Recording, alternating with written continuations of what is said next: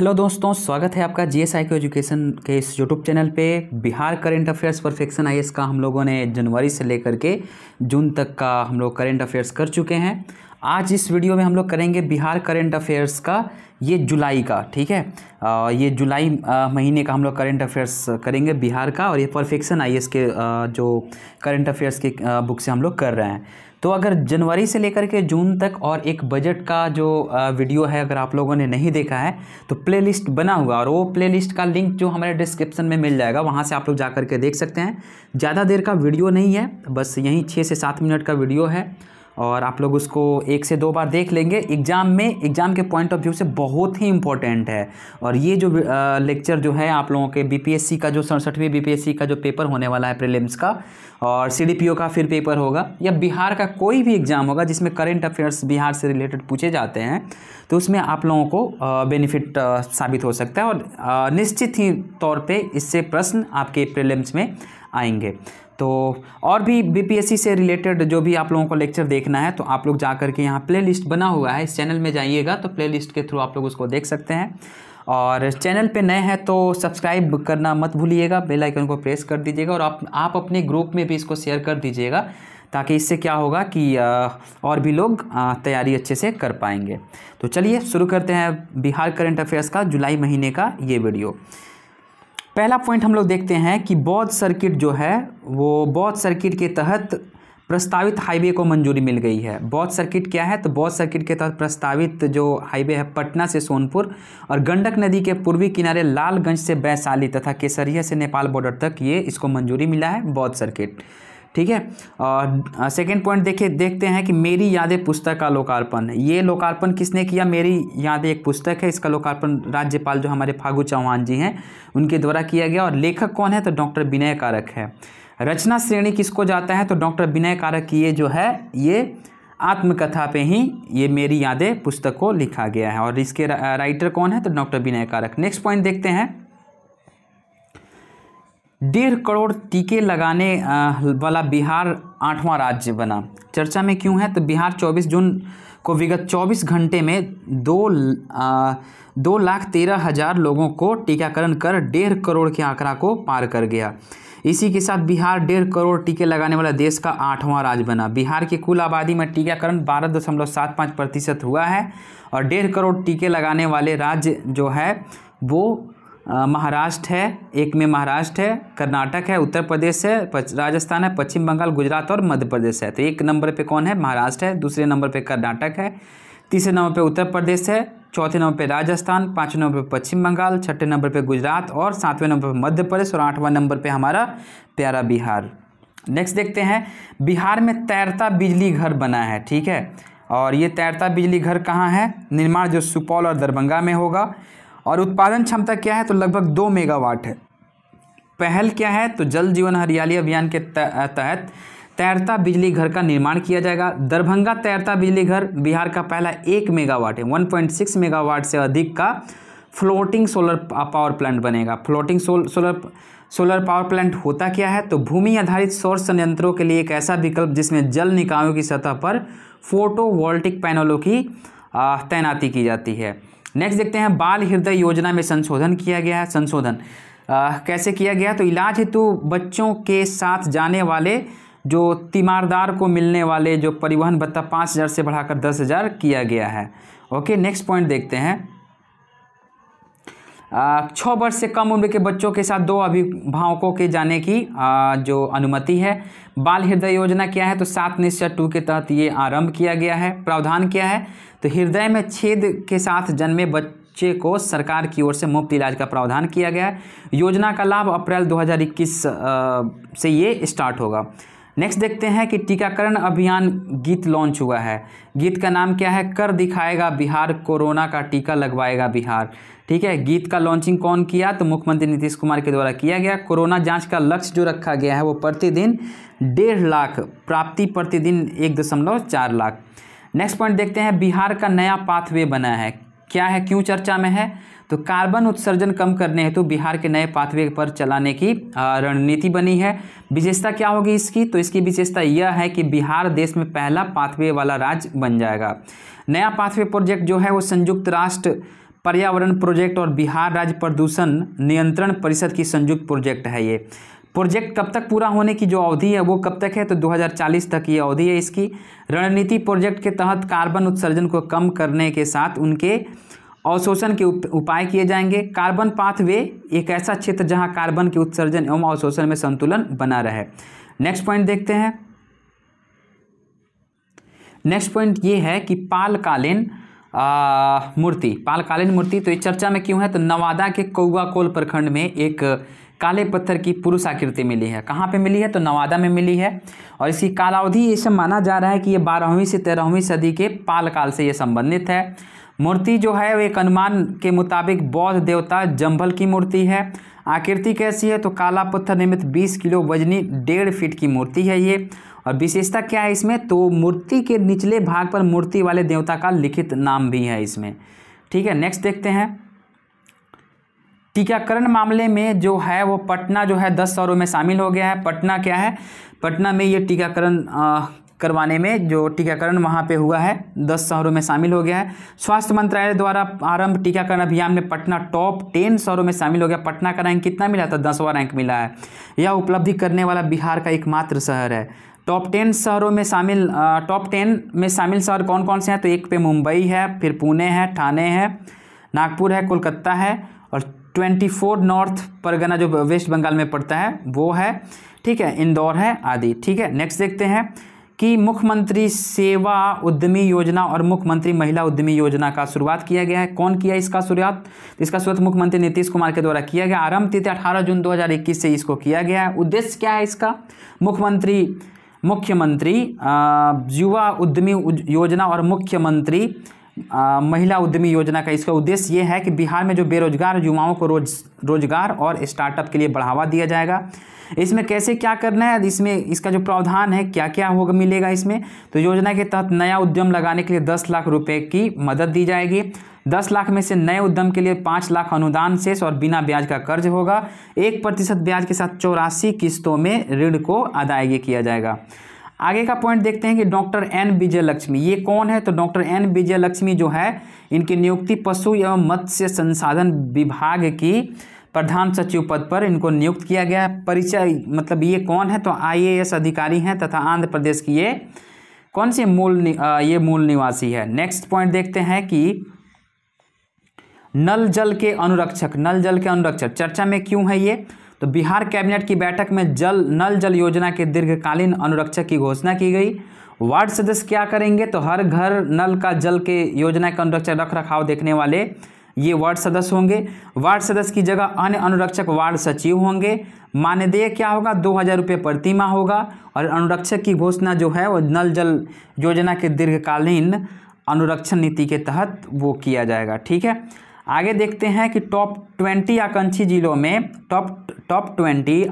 जिलों में जिला रैंकिंग में बिहार। ठीक है, टॉप 20 आकांक्षी जिला रैंकिंग जारी करने वाले संस्थान कौन है, तो नीति आयोग और संयुक्त राष्ट्र विकास कार्यक्रम UNDP यानी कि यूनाइटेड नेशन डेवलपमेंट प्रोग्राम के तहत और नीति आयोग ने ये टॉप 20 आकांक्षी जिला रैंकिंग में बिहार को शामिल किया है।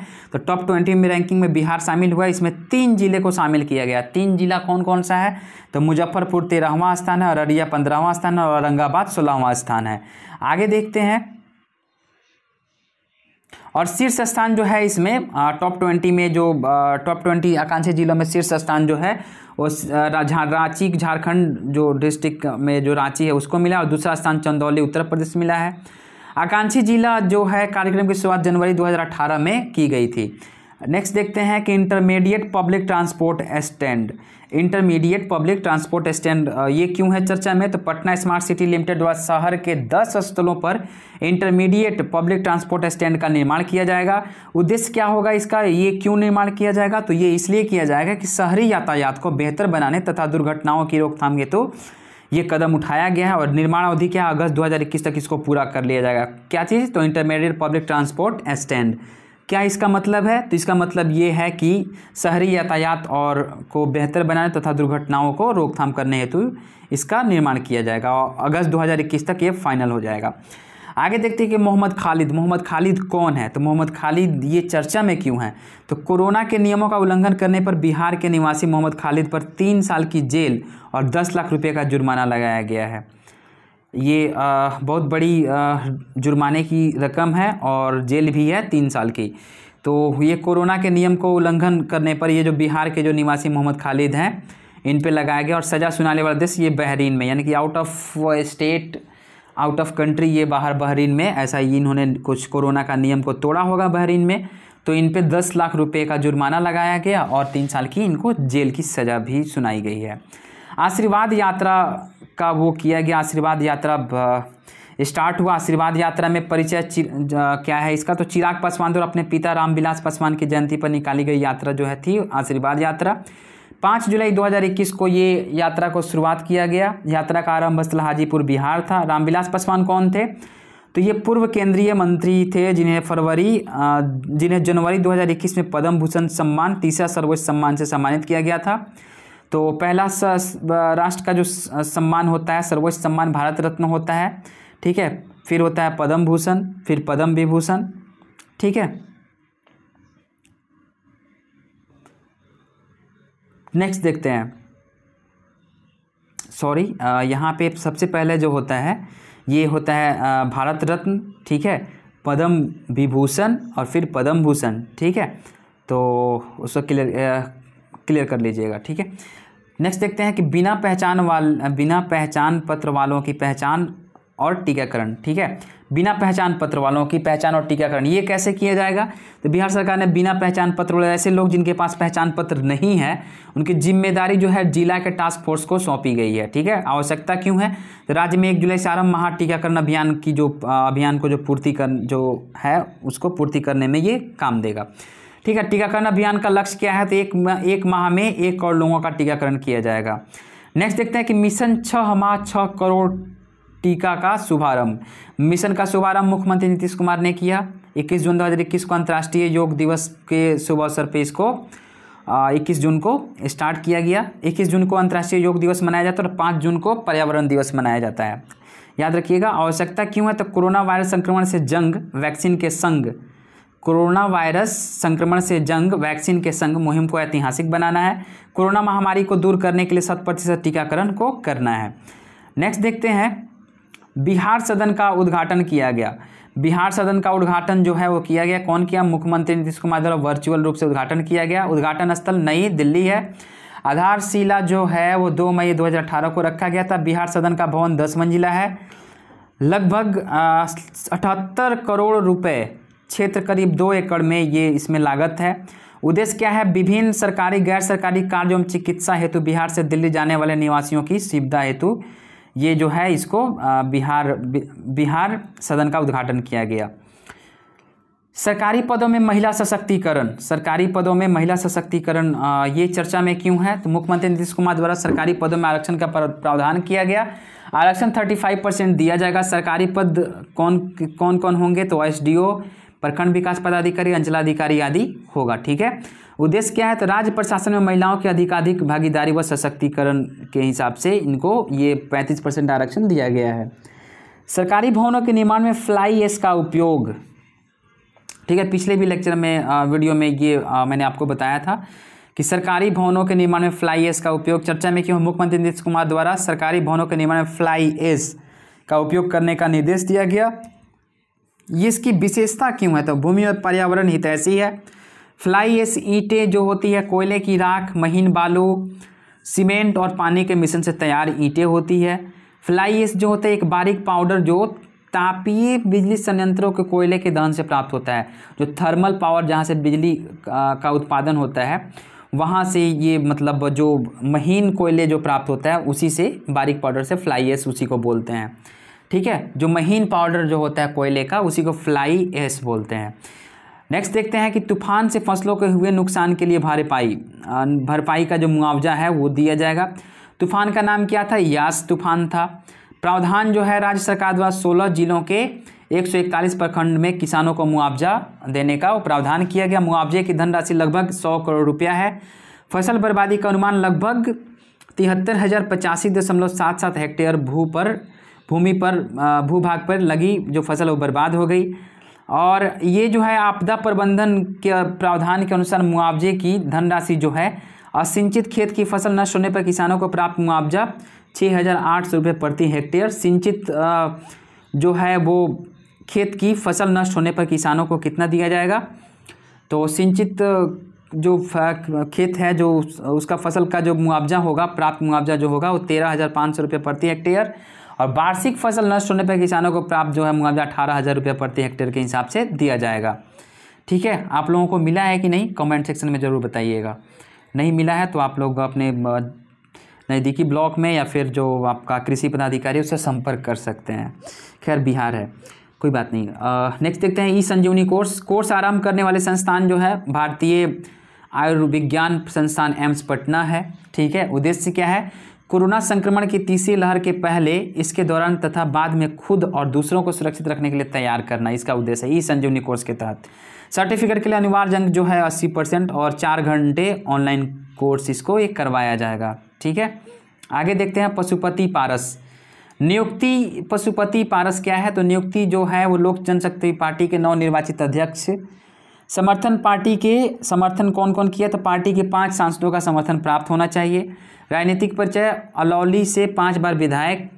और पशुपति पारस कौन है? ठीक है, ये मतलब पशुपति पारस के बारे में ये चीज़ फेमस पर्सनालिटी है। तो ये कौन है? तो लोक जनशक्ति पार्टी के नवनिर्वाचित अध्यक्ष हैं और पार्टी के 5 सांसदों का समर्थन प्राप्त है इनको। और राजनीतिक परिचय अलौली से 5 बार विधायक रह चुके हैं। बिहार सरकार में पशु और मछली संसाधन विभाग के मंत्री के रूप में इन्होंने कार्य किया। हाजीपुर से 2019 का संसदीय चुनाव इन्होंने जीता है। खेल विश्वविद्यालय ये चर्चा में क्यों है? तो ये खेल विश्वविद्यालय चर्चा में क्यों है? क्योंकि मुख्यमंत्री नीतीश कुमार द्वारा खेल विश्वविद्यालय में नामांकन में लड़कियों के लिए 1/3 सीट का जो है आरक्षित करने की घोषणा की है। उद्देश्य क्या होगा? तो खेल के प्रति छात्राओं का आकर्षित व प्रोत्साहित करना। खेल विश्वविद्यालय स्थापना हेतु बिहार सदन में प्रस्तावित विधेयक ये स्थापना में हेतु बिहार सदन में प्रस्तावित विधेयक के द्वारा ये खेल विश्वविद्यालय की स्थापना की जाएगी। और अंतर्राष्ट्रीय स्तर का क्रिकेट स्टेडियम का निर्माण जो है वो राजगीर में किया जा रहा है। खेल अकादमी का निर्माण राजगीर में ही किया जाएगा। मॉनिटरिंग लैब की स्थापना, संस्थापक कौन है इसके? तो बिहार पुलिस ने मॉनिटरिंग लैब की स्थापना की है। क्या है इसका उद्देश्य? इंटरनेट मीडिया पे नज़र रखना। ठीक है, इंटरनेट पे सोशल मीडिया जो भी मतलब अफवाह भरी खबरों को एक दूसरे से शेयर करते हैं या फिर आप लोग वो उसको देखते हैं, ऐसे अफवाह जनित जो खबरें होती है उसको प्रसारित कर दिया जाता है, उसी पे ये इंटरनेट मीडिया पर नज़र रखने के लिए बिहार पुलिस ने मॉनिटरिंग लैब की स्थापना की है। निगरानी इसमें ज़्यादातर ये किया जाएगा, आतंकवादी निरोधी दस्ता की रेख में इसको निगरानी की जाएगी। लाभ क्या है? फेसबुक, ट्विटर, व्हाट्सअप, यूट्यूब जैसे इंटरनेट मीडिया की मदद से चल रही आतंकवादी गतिविधियों पे नज़र रखी जाएगी। तो ये बहुत ही बड़ा इनिशिएटिव है बिहार पुलिस के द्वारा मॉनिटरिंग लैब की स्थापना करना। नालंदा खुला विश्वविद्यालय ये क्यों चर्चा में रहा? तो राज्य सरकार द्वारा नालंदा खुला विश्वविद्यालय को पटना विस्कोमान भवन से नालंदा में स्थानांतरित करने की घोषणा की गई। और स्थानांतरण का वर्ष जो है 2022 में किया जाएगा। स्थानांतरित स्थल जो है विश्व धरोहर नालंदा महाविहार जो है विश्वविद्यालय के भग्नावशेष के पास ही इसको स्थानांतरित किया जाएगा। नेक्स्ट देखते हैं कि बाढ़ से बचाव हेतु मोबाइल क्लिनिक चर्चा में क्यों रहा? बाढ़ से बचाव मोबाइल क्लिनिक, तो राज्य में बाढ़ की आशंका को देखते हुए स्वास्थ्य विभाग द्वारा नावों पर मोबाइल क्लिनिक की स्थापना की गई। बाढ़ग्रस्त आबादी को समय पर इलाज की सुविधा उपलब्ध कराना। नेक्स्ट है चिराग पासवान, ये रहे चर्चा में रहे। लोजपा की राष्ट्रीय कार्यकारिणी की बैठक में सर्वसम्मति से चिराग पासवान को राष्ट्रीय अध्यक्ष पद से मुक्त करार दिया गया। और नया राष्ट्रीय अध्यक्ष कौन बना? तो सूरजभान सिंह बने हैं। पशुपति कुमार पारस लोजपा से सभी 5 सांसदों का इनको समर्थन मिला है। जर्दालू आम, ये जीआई टैग भी इसको मिला है। और ये क्यों रहा, मतलब फेमस क्यों रहा? चर्चा में इसलिए रहा कि हाल में 1000 किलोग्राम जर्दालू आम का जो है भागलपुर से लंदन को क्या किया गया? निर्यात किया गया, एक्सपोर्ट किया गया। ठीक है, और निर्यातक कौन रहा इसका? एक्सपोर्टर रहा ये इन्वेस्ट इंडिया और एपीडा ने इसको जर्दालू आम को लंदन के लिए, जो वहाँ पे बोरिस जॉनसन है उनके लिए ये लंदन इसको भेजा गया, निर्यात किया गया। जर्दालू आम का मुख्य क्षेत्र कहाँ पे था? भागलपुर में। ठीक है, तो भागलपुर से कौन कौन है आप लोग बताइएगा। लंदन निर्यात होने वाले अन्य बिहारी फल एक शाही लीची को भी लंदन को भेजा गया था। ठीक है, नेक्स्ट देखते हैं प्रकाश पुंज। प्रकाश पुंज क्या है? प्रकाश पुंज तो ये प्रकाश पुंज जो है वो पटना सिटी स्थित गुरु स्थल को प्रकाश पुंज के नाम से पर्यटन केंद्र के रूप में पर्यटन विभाग की योजना, ये योजना है एक पर्यटन विभाग के द्वारा किया गया है। ये प्रकाश पुंज से ये होगा जो पटना सिटी स्थित गुरु स्थल जो है उसको प्रकाश पुंज नाम से मतलब इसको जाना जाएगा। प्रकाश पुंज की स्थापना पटना सिटी में मतलब इसको किया गया। और विशेषता क्या है, तो सिखों के सभी 10 गुरुओं के जीवन चरित्र से जुड़े प्रसंग का audio video visual painting graphic आदि के जरिए पर्यटकों और श्रद्धालुओं के लिए चित्रण करना। और ये हमारे लिए बहुत ही इंपॉर्टेंट हो जाता है क्योंकि प्रकाश पुंज ये आएगा भी क्वेश्चन, इंपॉर्टेंट क्वेश्चन हो सकता है एग्जाम के पॉइंट ऑफ व्यू से, क्योंकि इसमें क्या होगा कि ये इससे पर्यटन को बढ़ावा मिलेगा, बिहार के पर्यटन को बढ़ावा मिलेगा। सिख धर्म की जो 5 तख्त जो हैं, 5 तख्त गुरुद्वारा से संबंधित जानकारियों के चित्रण भी किया जाएगा। नेक्स्ट देखते हैं, डगमारा जल विद्युत परियोजना पर हस्ताक्षर किया। क्या है डगमारा जल विद्युत परियोजना, इसके बारे में देखते हैं। और हस्ताक्षर करने वाले जो संगठन है ये Bihar state hydro electric power corporation तथा NHPC लिमिटेड केंद्र सरकार का ये प्रतिष्ठान है। ठीक है, इसका जो जल विद्युत की उत्पादन की क्षमता जो है 130.01 मेगावाट है। निवेश की धनराशि जो है वो 25,000 करोड़ रुपए है। ठीक है, परियोजना का लाभ जो है वो किसको मिलेगा, तो पर्याप्त विद्युत आपूर्ति के साथ साथ पर्यटन, कृषि और मत्स्य पालन को इससे लाभ मिलने वाला, इस परियोजना से लाभ मिलने वाला है। चलिए ठीक है, तो ये आपका जुलाई महीने का करंट अफेयर्स यहाँ पे समाप्त होता है। जल्द ही मिलते हैं अगस्त महीने के करंट अफेयर्स के साथ। और आई होप कि आप लोगों को वीडियो बहुत अच्छा लगा होगा। चला तो लाइक करना ना भूलिएगा और अपने फ्रेंड्स को शेयर भी कर दीजिएगा। मिलते हैं नेक्स्ट लेक्चर में, तब तक के लिए जय हिंद।